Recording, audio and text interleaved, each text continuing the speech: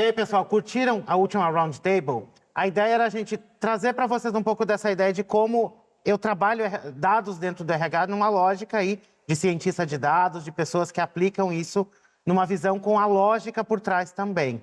E agora a gente dá sequência com outro papo que é dados temos, mas o que fazer com eles? E para isso eu trago dois convidados que trabalham aí dentro do RH muito com essa visão também, trazendo a visão da Bayer com a Sabrina e também um pouco da Raizen aqui com o Ettore. É um prazer ter vocês aqui com a gente. Obrigado por aceitar o convite e trazer um pouco do que acontece dentro dessas duas gigantes aí do mercado, que tem gente espalhada tanto no Brasil como no mundo todo, né? Tem gente de vários níveis, tem gente no escritório, tem gente na parte da linha de frente atuando. Então, obrigado por ter aceitado o convite da gente compartilhar um pouco aqui com o nosso público. Obrigado pelo convite. Obrigada. Então, gente, extrair e compilar dados é uma parte do processo, mas acho que a gente tem que trabalhar também bastante a cultura, para que tanto nós, RH, vejamos isso como parte do nosso dia a dia, quanto a gente consiga alimentar as nossas lideranças com isso, para que eles vejam como também algo, uma área de apoio, como algo que seja válido para usar tanto no desenvolvimento, no autodesenvolvimento, quanto das próprias equipes. E não ser aquela caça às bruxas, né? Não, o RH tá apontando aqui que a minha equipe tá ruim. Calma, peraí, vamos trabalhar com comunicação e cultura também nesse ponto. Então, como que esse processo foi de trazer dados para a cultura dentro do... Vou começar pela Sabrina.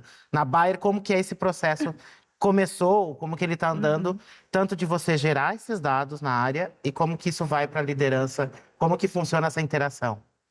Certo. Eu acho que, assim, no primeiro momento, a gente precisava muito que a gente se tornasse uma área relevante ali dentro da Bayer, né? E agora a gente está muito nesse momento exato de fazer enxergar a liderança, o negócio, qual o valor desse dado, né? O que eu faço, o que eu ganho se eu fizer esse processo de People Analytics, usar essa ferramenta, usar essas soluções. Então, a gente está muito nesse momento agora de trazer esse valor para a liderança. Então, a gente está tentando correlacionar dados de pessoas com dados do negócio, porque a gente entende que essa é uma ferramenta muito importante, que é a gente mostrar que satisfação é produtividade, querendo ou não. Então, a gente quer trazer esse awareness para a liderança, de trazer o valor do People Analytics mesmo, né, em si. E, assim, eles entendendo que isso está aqui para facilitar, para ser prático, para ser uma ferramenta auxiliadora, eles vão ter essa lealdade com a nossa área, eles vão entender que isso não é uma caça às bruxas, como você disse. Dentro de Change Management, a gente vê muito de que, às vezes, o medo, ele é a falta de compreensão. Então, às vezes, a gente trazendo esse awareness do que eles ganham com isso, de como isso vai impactar, eles passem a entender e sejam mais compreensivos com o processo e sejam influencers naturais também pra gente, né? Então, acho que é mais isso. Eu acho que é tipo beber água. Eu gosto muito dessa metáfora, que a gente, no curto prazo, não entende qual é o valor de beber água, mas a longo prazo a gente entende que isso tem um grande valor pra gente. Então, o People Analytics eu vejo mais ou menos assim, sabe? É um processo de educação tanto pra gente, Exatamente. quanto mostrar para a companhia que aquilo tem valor, né? Exatamente. E na Raizen, como é que tá isso, Ettore? Como é que tá esse processo de dados? Acho que, primeiro, que todo o processo de cultura, ele vem através de uma série de iniciativas, símbolos, né, ritos, que conseguem construir o próprio hábito em si. Quando a gente começa a gerar dado para o negócio, para as pessoas, esses dados, muitas vezes, eles confrontam algumas crenças, né? Que as pessoas realmente acreditam, aquilo que elas têm como certezas. Então, acho que um dos papéis da área de dados em si é desmistificar e dar transparência, né? Mostrar realmente por que essa informação existe, por que ela vem assim, qual que é a origem dela, como é que ela se conecta com algumas necessidades e com algumas soluções. E aí você começa a construir essa cultura, né? As pessoas começam a não querer confrontar o dado. A primeira reação de quando o dado não conversa com o que você acredita é que o dado está errado, né? Não que você tem um conceito errado. A partir do momento que você começa a mostrar que ele tem toda uma lógica analítica e que ele vai gerar valor para você na ponta, você começa a embarcar as pessoas na ideia, né? As pessoas começam a usar isso ao favor. Só que esse é um processo que não é rápido.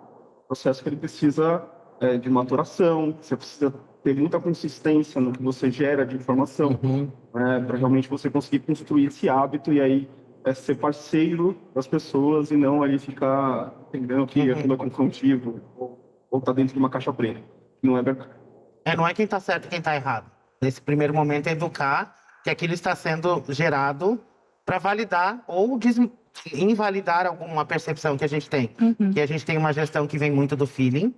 Ah, não, eu acho, ou no passado foi assim, e agora, peraí, eu acho que conforme isso vai... Não, peraí, tem um dado aqui que vai te dizer.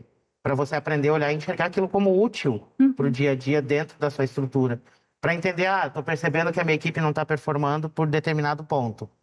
Será que é isso mesmo? Aquele dado vai me dizer, talvez, sim, não. Então, acho que você traz um ponto fundamental que é não ter a pressa. Vai demorar essa mudança de cultura. A gente demora muito mais tempo do que um ano para mudar uma cultura. Então, as áreas de RH, de dados dentro do RH também não são áreas que existem há mais de 5 anos.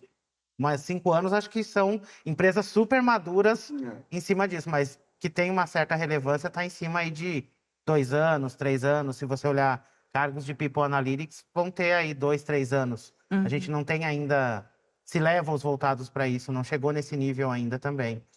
Mas vocês têm públicos diferentes. Tem o público do Corp, tem o público que está na liderança média e tem o público que está na linha de frente. E acho que uma das grandes dificuldades é quando eu saio do Corp e vou para essas outras áreas para levar essa cultura de dados, que não faz parte. Boa parte desse público não está trabalhando na frente de um computador, não está... E ao mesmo tempo que eu preciso deles para que eles entendam esse dado que eu estou gerando, eu também preciso que eles alimentem o dado que eu tô trazendo. Se eles não alimentarem, automaticamente eu tenho uma pesquisa totalmente enviesada dentro disso. Como que é o processo de chegar descer tudo isso para chegar lá na ponta, para que as pessoas entendam também que uma simples pesquisa de clima, ela consiga responder com transparência sem que ela sofra represálias depois. Acho que é o maior medo de todo mundo. Será que isso é anônimo mesmo? Será que se eu responder o que é mesmo? Que daí cria toda a rádio peão, que é respondi a pesquisa, fui demitido depois. O storytelling que a pessoa conta é esse, mas ela teve, às vezes, 3 feedbacks negativos, tem outros fatores, mas como que eu desço isso hoje para que eles primeiramente me tragam dados e depois entendam que esse dado é válido para eles mesmos, é um dado para melhorar o dia a dia deles. Como é que você faz isso na... Acho que primeiro tem uma questão de como a gente se comunica com diferentes tipos de público. Então, a forma com que a gente atende uma necessidade ou uma demanda de um público administrativo, um executivo, seja qual for, versus um público operacional, ele se comunica, interage de forma diferente. Hoje, por exemplo, na Raiz, a gente tem uma entrada de pesquisa de clima que vai até a operação, que é o campo. A gente evoluiu nessa agenda. E a gente fez isso realmente através de modelos de comunicação que se convergem ou conversam com aquela realidade e com as ferramentas, os recursos que as pessoas têm. Acho que uma outra forma também, a gente não deve nunca subestimar a capacidade de entendimento e de aderência tecnológica das pessoas. Hoje a gente consegue ver, por exemplo, pessoas com informações mais humildes, mais simples, na ponta, que tem toda uma habilidade ali de mexer com o smartphone, consegue mexer com as redes sociais. A gente pode capitalizar esse novo letramento tecnológico para conseguir alcançar as pessoas de uma forma mais eficiente. E o segundo ponto, acho que para você gerar consistência e gerar engajamento, você precisa trazer informação de volta. Entender que aquilo que ela está participando, que ela está divulgando em algum momento, vai virar algo e devolve para eles alguma necessidade. Então, acho que esse é o grande desafio que a gente tem. Eu falo bastante que você faz uma pesquisa de clima, por exemplo, e não dá satisfação nenhuma para o público. Você não dá satisfação nenhuma para o público, para os teus colaboradores. Na próxima pesquisa, teu índice de resposta vai despencar. Você não deu retorno. E na Bayer, como é que você está trabalhando esse ponto para aquela galera que está lá no campo? Porque tem vários negócios também, né? Várias BUs dentro da Bayer e públicos bem distintos, né? Tem área médica, área para cá. Eu acho que a gente entra em 2 principais frentes ali dentro de Analytics. Uma é a gente trazer soluções, análises e dados para a liderança. Então, a gente vai atuar na cultura da empresa no maior layer ali possível, né? Onde ele vai disseminar essa cultura de dados, ele vai fazer com que a equipe se torne mais inclusiva, equitária, justa, né? E que tenha reconhecimentos justos também. Então, a gente pode entrar pela liderança nesse sentido, mas a gente também pode fazer algumas análises com como, por exemplo, a pesquisa de clima. É uma forma da gente analisar os dados dos colaboradores, não necessariamente tendo que passar por uma hierarquia. Então, a gente, por exemplo, recentemente fez uma análise de tickets, né? Então, a gente fez uma análise de quais tickets eram mais encaminhados para RH, para entender quais as dores, dificuldades, tanto da alta liderança quanto das pessoas no chão de fábrica, os operadores. E a gente pegou os principais pain points ali e organizou, a partir disso, um hackathon em cima desses temas, onde a gente trazia esses próprios colaboradores para dizer para a gente o que seria uma solução legal, o que seria uma possível sugestão para a gente fazer uma melhoria nesses pain points. E, a partir disso, a gente trouxe implementações, e algumas implementações são até mais simples do que a gente pensava. Então, às vezes, é uma questão de user experience. A gente está achando que precisa criar uma nova solução, mas, às vezes, é simplesmente realinhar algumas coisas no site, destacar algumas coisas a mais. Então, a gente trouxe esse hackathon para entender como que o próprio colaborador traz esse problema e como ele sugere que a gente possa melhorar também.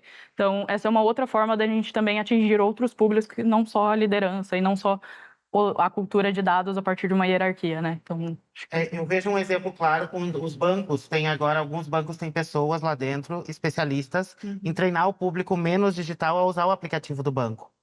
Então, às vezes, você tem que ir lá entender onde... Às vezes, você criei o aplicativo, para mim, super funciona. exato. Aí, quando chegou lá no público que está usando na ponta, ele tem dificuldade porque o celular dele não é o mesmo que eu estou usando, ou ele usa mais o computador. Eu tenho que ter essa noção. Ai, não estão respondendo, tá? Mas peraí, gente, será que eu tô comunicando, e o comunicar, nesse caso, é só falar, ou eu também tô ouvindo? Eu tô conseguindo chegar lá na ponta para essa pessoa me entender? Que às vezes, não, mas eu mandei um e-mail para todo mundo. Tá, e aí? Quantas pessoas abrem um e-mail? Você consegue ver? Será que todo mundo... Será que o principal canal da sua empresa é o e-mail? Será que não tem um mensageiro interno, que aí tem vários? É o WhatsApp, que eu não recomendo, gente, porque o WhatsApp, né? WhatsApp, socorro. Que até esses dias eu vi uma brincadeira que eu tô sorteando uma mensagem do WhatsApp para abrir, para responder, porque virou pior do que o e-mail. Hoje em dia você vê, você recebe ativação de marketing, um monte de coisa lá por dentro. E aí você também tem que ter noção da quantidade de informação que a pessoa está recebendo do outro lado. E é relevante você entender também que aquela pessoa tem que entender aquilo como importante para que ela abra. Então, volta no ponto da cultura. E aí, gente, falamos em comunicação, ela é um problema em toda empresa. Não adianta. Não, minha empresa, todo mundo se comunica perfeitamente. Sai da sala e vai lá dar uma olhada. A gente pergunta as coisas que você vai ver que você está vivendo no fantástico mundo de Bob. Quais os aprendizados que vocês tiveram, além desse do user experience, de ir lá entender um pouquinho mais? Porque tem empresa que, por exemplo, na linha de frente ainda está usando mural. Porque o público é menos digital, vai ler no mural. Outras estão usando WhatsApp, outras estão usando e-mail, outras rede social da empresa. Onde que, por exemplo, nas empresas de vocês, o maior canal que vocês conseguem atingir, ou ele é setorizado? Conforme tipo, o público da linha de frente, da fábrica ou de campo, ele recebe mais por um determinado canal ou por outro? Vocês têm esse mapeamento hoje, não? Vou começar pela Sabrina, fazer o inverso agora. Na Bayer, a gente entendeu que o excesso de fóruns estava sobrecarregando um pouco as pessoas. A gente teve muitas discussões com liderança e eles levantaram essa necessidade de menos sessões de comunicação, menos fóruns extras. Então, a gente começou a se mobilizar para utilizar fóruns que já existissem. Então, existe uma reunião com a liderança mensal. Vamos entrar meia horinha nessa sessão, fazer uma comunicação. Chão de fábrica, existe alguma reunião diária no começo do dia que eles fazem alinhamentos? Vamos levar nessa reunião as comunicações. Então, aproveitar os fóruns que já existem é algo que a gente encontrou como solução para diversos públicos ali dentro. Claro que vão ter públicos que vão ter diferentes necessidades, mas, no geral, a gente entendeu que isso era o mais eficaz dentro da Bayer, né? Às vezes você precisa de 5 minutos para falar. Exatamente. E aí você não arruma uma agenda de 5 minutos, às vezes, no meio. Entra na agenda de outra pessoa e você fala, dá o seu recado e volta para a vida normal. E vocês que tem gente para tudo que é lado também. É muito parecido, na verdade. Acho que a gente não pode subestimar o poder das comunicações mais simples e tradicionais, né? Então, a gente tem, por exemplo, pessoas espalhadas no campo, né? Então, imagina uma área enorme de plantio, como é que você se comunica com essa pessoa lá na frente? Hoje a gente usa, por exemplo, a rádio corporativa ou a própria rádio dos líderes, né? Ou o rádio de comunicação. Foi criada uma rádio lá dentro para que conseguisse alcançar o máximo de pessoas possíveis. Então, acho que o segredo está em você não se apegar num modelo só. Né? Você entender realmente o que tem mais aderência com públicos diversos e aproveitar isso ao seu favor. Mas, às vezes, o mais simples é o mais eficiente. E aí, às vezes, a gente está tentando, não, preciso comunicar melhor, e já pensa em tecnologia. Aqui você traz o exemplo de voltar, digamos, passado, que é o rádio, que é uma ferramenta que muita gente ainda, mais no interior do Brasil, ainda usa muito, mas que na nossa realidade de São Paulo é algo mais distante, porque a gente quase não ouve. E eu sempre falo também que São Paulo é uma bolha. Não dá para a gente balizar o Brasil por São Paulo. Aqui a gente está muito mais avançado em algumas pautas, e quando você anda 100 quilômetros para o interior, você já vai ver que a realidade é bem diferente. Então, trazer uma rádio é algo que eu não tinha ouvido ainda e eu também não teria pensado. Então, é conhecer o público primeiro, por onde eles se informam, né? E aproveitar os fóruns que já existem, como a Sabina bem comentou. Então, existe uma reunião matinal com o pessoal da operação. Aproveita esse momento, dissipa a comunicação lá, dá os retornos, né, do que foi implementado lá. É importante aproveitar os momentos, né, que a gente já tem. Acho que assim como saber qual a pergunta que eu preciso fazer para esse público é dar a resposta. Porque senão vira, tipo, um check só nas tarefas. Eu não respondo ou, tipo, não dou prioridade. E uma das maiores dores que eu escuto, mas eu tenho uma baixa aderência a uma pesquisa de clima. Eu não tenho dados. Tá, mas você precisa fomentar que a galera entenda que é para eles, não é? Você não está gerando um dado para o RH. Assim como o líder precisa comprar a ideia daquilo. Porque se o líder também não comprou a ideia, não há Cristo que faça a equipe responder. Como que é o processo de vocês hoje, o relacionamento das áreas com esses líderes?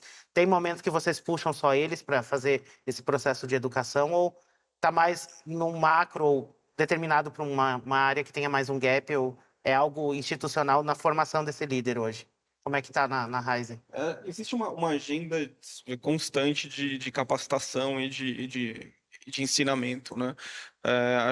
Esse é um trabalho que ele é constante e ele é permanente. Você não pode deixar nunca de ensinar, envolver liderança, empoderar a liderança na comunicação, trazer a liderança para os conceitos das informações que você quer gerenciar. Então, esse é um trabalho constante, acho que diário, provavelmente, até porque as empresas se movimentam muito, né? As pessoas se movimentam muito, as pessoas crescem de posição, elas assumem posições novas.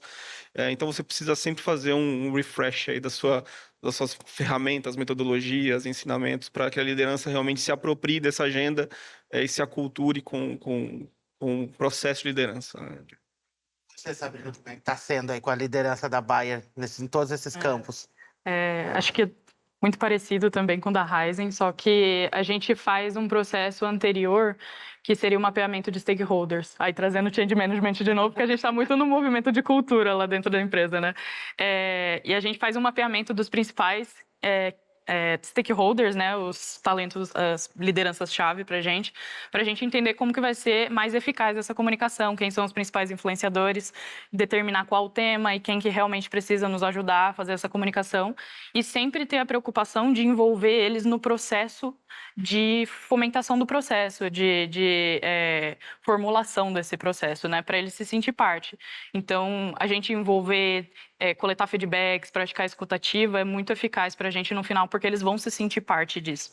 E no fim, eles vão se tornar influenciadores naturais para a gente. Então, a gente sempre toma esse cuidado para envolver as pessoas-chave para ajudar a gente com essa disseminação também das coisas. Até para desmistificar aquilo que eu não estou procurando um culpado. Tá todo mundo se ajudando em torno de resolver um problema e atuar muito mais na causa do que no efeito, né? Porque às vezes a gente tem a sensação de passei a semana inteira apagando incêndio e eu não resolvo a causa. E a causa vai se repetindo, na semana seguinte o incêndio está lá de novo.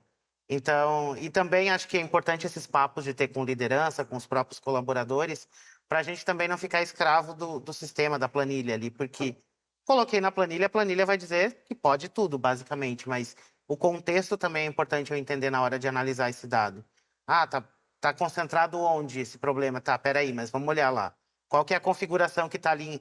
Às vezes a estrutura, é um líder recém-promovido, mudou a gestão e tudo, N fatores que podem acontecer. E aí, quais os frutos que vocês já colhem disso hoje? Já tem um fruto. Você está no change management, aí travou aqui. Você está no meio do processo, mas já tem um fruto que você já conseguiu colher. Você já nota uma percepção diferente do antes e depois? Com certeza. Eu acho que o principal é a gente saber onde a gente precisa despender energia, né? Então, saber onde que são os pontos críticos da companhia para a gente atuar em cima disso, porque também senão a gente vai atuar em várias coisas e não necessariamente é o que precisa para a gente ter resultado, né? Eu acho que isso de despender energia, eu penso que também o RH ele está se tornando menos reativo e mais proativo. Então, como a gente tem mais direcional de onde também atuar, a gente vai ter essa menor reatividade e logo a gente vai ter uma maior aproximação da liderança também, porque a gente já vai com mais assertividade, com mais insights. Então, é isso que eu vejo da maior aproximação, da gente saber onde atuar, a liderança recorrendo mais a gente para tomada de decisão com menos viés também. Então, na hora de um reconhecimento, a gente vê mais acionamento da liderança para entender se faz sentido, se eu não estou reconhecendo outros talentos. Então, eu acho que esses são os frutos que a gente vem colhendo nesse momento na Bayer. É importante, assim, você traz o ponto de elencar o que é urgente e o que é importante, o que é bom de ser feito. Porque às vezes a gente quer fazer tudo, no final da história acaba que você não entrega nada com uma qualidade, com uma relevância alta. E você, o que você já nota do antes? Você está no antes, durante ou depois? O depois não vai existir, né, Ettore? Porque é sempre um... Não existe depois. não existe. Tem Você fim. está no antes ou no durante? Como é que tá aí? Acho que a gente está no durante. Claro que é um processo evolutivo. A Raizen ela é uma empresa relativamente jovem, mas ela já nasceu com uma fome ali de gerar dados, de gerar inteligência por trás dos seus processos. Então a gente já começa a capturar algumas coisas que foi criado ou derivado dessa implementação e desse apetite da empresa em trabalhar as informações, né? Então, quando a gente olha, por exemplo, iniciativas de preditivos, tanto de acidentes, por exemplo, ou até de retenção de talentos em si, e começa a prover, né? Acho que como a Sabrina bem comentou, né? Ser proativo ao negócio e dar valor e gerar valor na ponta, né? Eu acho que a gente começa a realmente começar a enxergar qual que é a evolução desse trabalho. Mas eu acho que isso não tá no começo ainda, né? Porque tem muitas tecnologias novas surgindo, tem muita coisa que vem surgindo com muita força. Inteligência artificial já ocupa um espaço enorme nas discussões do dia a dia, de como que a gente gera informação, de como que a gente consegue gerar valor na ponta. Então, é um processo evolutivo e eu acho que nós estamos no caminho certo. A máquina está aprendendo e a gente está aprendendo também, né? Porque às vezes a gente começa a descobrir coisas. Às vezes eu vou analisar alguma coisa, olha, mas apareceu tal coisa. E aí é uma outra pergunta que vai gerando e vai entendendo. Mas às vezes essa curiosidade ultrapassa um limite. A gente também tem que segurar um pouquinho. Tá, eu quero descobrir esse ponto. Nos próximos momentos eu vou indo um pouco mais profundamente. Senão, às vezes, eu ultrapasso um limite que naquele momento não é o que eu preciso e acabo andando uns passos para frente que eu não deveria, né? Às vezes quero aplicar algo, nossa, Highlander dentro da minha estrutura, sendo que nem o básico eu estou fazendo. Acho que o básico é trabalhar a comunicação, fazer com que as pessoas alimentem os dados que eu preciso e depois devolver essa resposta para eles, porque senão vira aquela coisa tipo algumas empresas que a gente vê que valores lindamente na parede, na página de carreiras, e no dia a dia você sabe que não é assim. Então, serve para alimentar a jornada do colaborador como um todo, desde o candidato, na verdade. Você consegue olhar até todo o ciclo que ele cumpriu, onde estamos perdendo mais candidatos, onde que está concentrado minha taxa de rotatividade. Ah, tenho mais problemas de afastamento, problemas de saúde estão na questão de vocês têm pessoas no campo, acidentes. Onde que eu posso prever? Está concentrado onde? Uma determinada função. Acho que são esses os ganhos que a gente tem olhando dados. E acho que principalmente esses ganhos servem para que a liderança compre a minha presença, mas também que eu consiga validar algumas coisas quando eu levo para cima também. Quero instituir um programa X. É o que eu estou falando, basicamente, estou sendo bem repetitivo. O dono da empresa, o CEO, vai querer saber o que é o ganho e o que eu deixo de perder no final dessa história.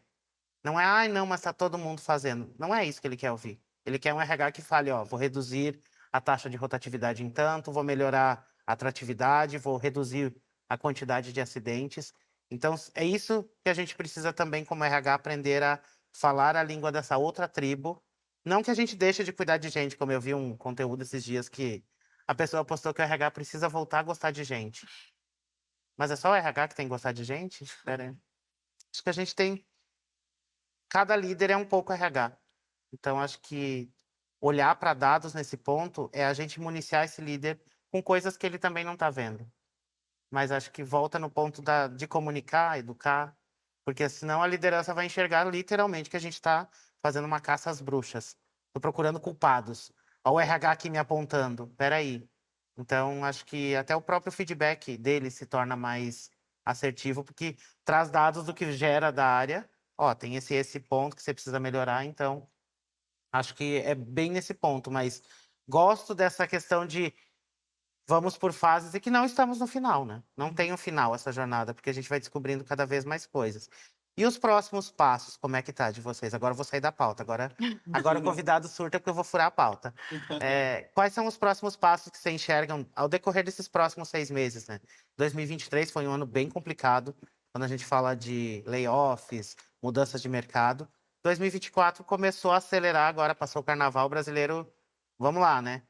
O que vocês enxergam para esse ano como... Não gosto também muito de usar tendência, mas prioridade, acho que é a palavra mais certa. Qual a prioridade quando a gente está falando de dados, de People Analytics, dados sobre gente no final da história? Então, vou começar por você, Héctor, e depois eu vou com a Sabrina. Acho que primeiro a gente tem uma agenda ainda a se maturar, né? Tem muita coisa que a gente já começa, mas que ainda precisa ganhar mais solidez, precisa ganhar mais aderência. Então tem muita coisa que ainda tem um processo de maturação dentro dos nossos processos. Eu acho que a bola da vez, eu iria mais para a inteligência artificial. O quanto, acho que o potencial dessa ferramenta, a gente não consegue medir ainda ao certo. Eu acho que ele tem muito mais a gerar de valor para o negócio do que a gente imagina. Então, a gente está num caminho agora de solidez dos nossos processos, de entendimento do que a gente precisa gerar, de dado, de informação, e de começar a adaptar novas ferramentas e novas tecnologias dentro do nosso negócio e para as nossas pessoas. Estamos entendendo como... E aí, a partir disso, vão sair outras coisas, né? Vão sair outros produtos, outras análises, outras soluções com base nessa evolução. Assim como 2 anos atrás a gente nem sabia o que era ChatGPT, e agora todo mundo usa, agora ChatGPT, Copilot, Gemini, tem vários aí, tem inteligência artificial para praticamente tudo. Então, a gente está aprendendo a usar essas coisas e acho que o principal ponto é que é a primeira vez que isso se torna democrático. Qualquer pessoa tem acesso. Antes estava muito restrito a grandes empresas que tinham grande... Agora não, está ali ao alcance de um Google. E você, o que enxerga de prioridade daqui? Na sua gestão de mudança que está na Bayer agora, quais são os próximos passos?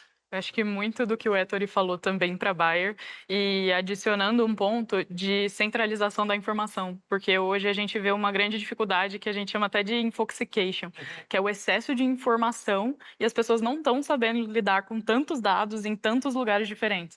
Então eu vejo como próximos passos a centralização dessa informação de uma forma mais visual, mais friendly, mais acessível, mais democrática para todos. Eu vejo também como um próximo passo a expansão, né? Porque a gente está em constante evolução das nossas soluções. Algumas soluções são somente para o Brasil, a Bayer é uma empresa multinacional, então a gente está sempre em expansão dos nossos produtos e análises.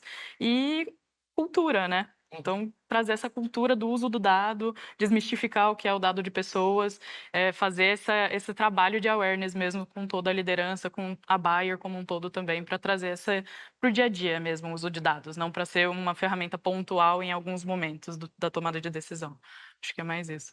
E aquela coisa que eu falo também, gente, de a empresa começar a enxergar o RH como uma área que eu preciso ter, não como algo que eu sou obrigado a ter, que era uma visão no passado, que era quando processava sua folha de pagamento, benefício, e ok, parava por ali, fazia demissão. Então, a gente passa a ser uma área estratégica, utilizando dados e, principalmente, olhando esses dados e usando no meu discurso, gente. Não é só para fazer planilha e deixar lá guardada dentro do RH nos arquivos, como quem é um pouco mais antigo vai lembrar daqueles arquivos de RH que tinha aqueles gavetões. Não lembro.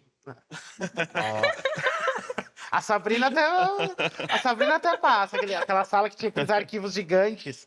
Então, aquilo sim era uma área de RH das antigas. Você precisava de um dado, vai lá. Gaveta. Prontuário. Nossa Senhora. Prazo 2 dias para achar.